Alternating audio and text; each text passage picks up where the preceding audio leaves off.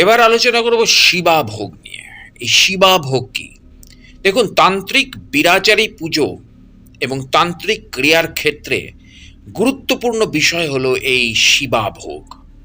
বিভিন্ন তান্ত্রিক পূজা যথা কালী, তারা, ছিন্নমস্তা, কামাখ্যা, শ্মশানকালীর আদি পুজোতেও শিবা ভোগ প্রধান অত্যন্ত গুরুত্বপূর্ণ।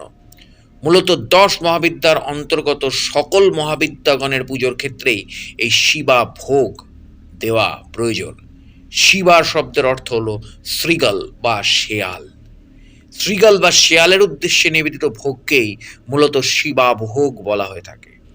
মূলত এই শিবা ভোগ নির্জন ও পরিত্যক্ত স্থানে, কোনো পরিত্যক্ত নির্জন স্থানে অবস্থিত বিল্ব বৃক্ষের মূলে বা শ্মশানে নিশাকালে নিবেদন করা হয়। স্বয়ং আদ্যাশক্তি শিবা বা শ্রীগালের বেশ ধারণ করে সেই ভোগ গ্রহণ করেন বলে লোকমতে বিশ্বাস করা হয় এবং সাধকের মনোবাঞ্ছা পূরণ হেতু সাধককে আশাতীত ফলও প্রদান করে থাকেন। এরপর সেটাও লোকমতে বিশ্বাস করা হয়। মূলত মাটির নতুন সরা বা কলাপাতাতে মৎস্য, মাংস, খিচুড়ি ও পোলাও সহযোগে এই ভোগ শিবারূপী দেবী মহামায়ার উদ্দেশ্যে মন্ত্র পাঠের দ্বারা নিবেদন করা হয়ে থাকে। প্লিজ আমার ভিডিওতে বৈষ্ণব মতাবলম্বীরা দূরে থাকুন, কারণ এই ভিডিওটি শাক্ত মতের। তো অবশ্যই সাধক গুরু প্রদত্ত ইষ্ট মন্ত্রের তো কলাপাতাতে মূলত মাটির নতুন সরা বা কলাপাতাতে মৎস্য, মাংস, খিচুড়ি এবং পোলাও সহযোগে এই শিবা ভোগ শিবারূপী দেবী মহামায়ার উদ্দেশ্যে মন্ত্র পাঠের দ্বারা নিবেদন করা হয়ে থাকে। এক্ষেত্রে সাধক গুরু প্রদত্ত ইষ্ট মন্ত্র ভোগের উপর 10 বার জপ করেন এবং একটি বিশেষ শিবারূপী দেবীকে ওই স্থানে আকর্ষণকারী মন্ত্র বা শিবাকর্ষণ মন্ত্র নামে আখ্যায়িত তা জপ করেন 108 বার। সাধকের মন্ত্রশক্তির প্রাবল্যের দ্বারা শিবারূপী দেবী সেই স্থানে উপস্থিত হয়ে ভোগ গ্রহণ করেন এবং সাধকের অভীষ্ট পূরণ করেন। এক্ষেত্রে 2টি বিষয় খুবই গুরুত্বপূর্ণ। তা হলো, ভোগ গ্রহণের পর শিবা যদি ঈশান কোণের দিকে মুখ তুলে সুস্বরে ধ্বনি করতে থাকে তবে তা অত্যন্ত শুভ এবং সাধকের মনোবাঞ্ছা সে নির্বিঘ্নে পূরণ হবেই। তার প্রতীক ঈশান কোণ অর্থাৎ উত্তর পূর্ব দিক হলো সমৃদ্ধি, ঐশ্বর্য এবং জ্ঞানের প্রতীক।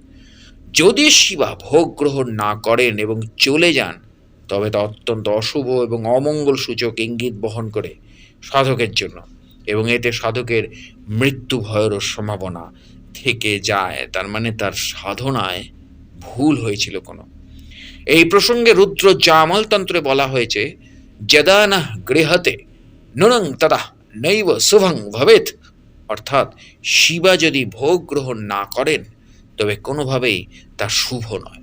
তবে এই প্রসঙ্গে উল্লেখ্য যে সাধক যদি সৎ হন, তার সাধনার উদ্দেশ্য যদি মানুষের মঙ্গলময় হয়, মঙ্গলকারী হয়, তবে অবশ্যই শিবারূপী দেবী সাধকের দ্বারা নিবেদিত ভোগ গ্রহণ করবেন এবং তাকে আশীর্বাদও করবেন।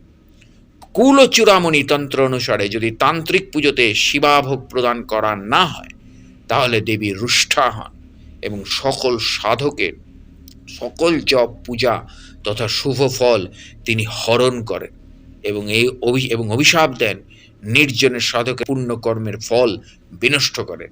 শিবা বা শ্রীগালকে দেবীর স্বরূপ বলার অন্যতম কারণ দেবীর কোকামুখী স্বরূপ, যেই স্বরূপে তিনি শ্রীগালমুখী এবং যিনি দেবী শিবা দুটির এক অত্যন্ত ভয়ঙ্করী স্বরূপ, 64 যোগিনীর অন্যতম দেবী।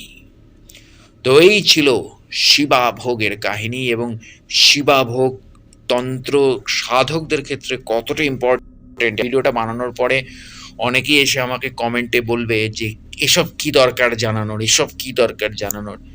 আসলে কি জানেন তো, এইগুলো না জানাতে জানাতে আমাদের বাঙালি জাতি এবং বাংলার ফিল্ম মেকারও এতটা পিছিয়ে গেছে যে অন্যান্য রাজ্যের ফোক হরর বা অন্যান্য রাজ্যের যেসব কালচারগুলো রয়েছে সেগুলো নিয়ে আজকে সিনেমা হচ্ছে, সিরিজ হচ্ছে এবং আমরাই দেখছি এবং দেখে প্রশংসা করছি। কিন্তু আমাদের ঘরের ভেতর যে কত ইন্টারেস্টিং কাহিনী রয়েছে এবং কত রকমের তত্ত্ব রয়েছে, যদিও এই তন্ত্রের বিষয়গুলো গোটা ভারতবর্ষ কেন গোটা পৃথিবীর একই নিয়ম, কিন্তু তবু আমরা কিন্তু এগুলো নিয়ে কোনো মুভমেন্ট করি না।